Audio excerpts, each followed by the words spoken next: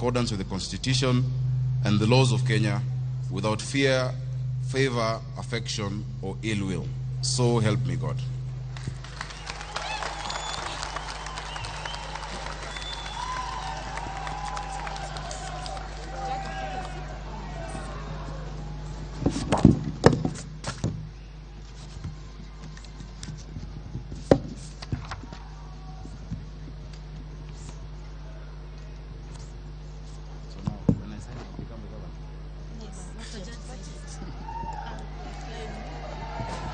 So the governor will now sign the oath of office in triplicate.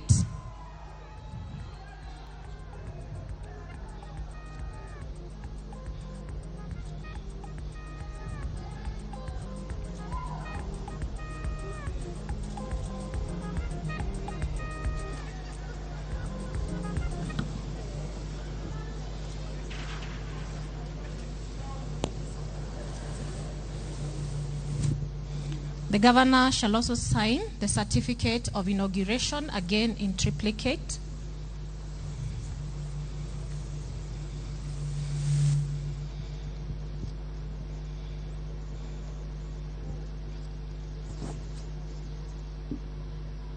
Sorry.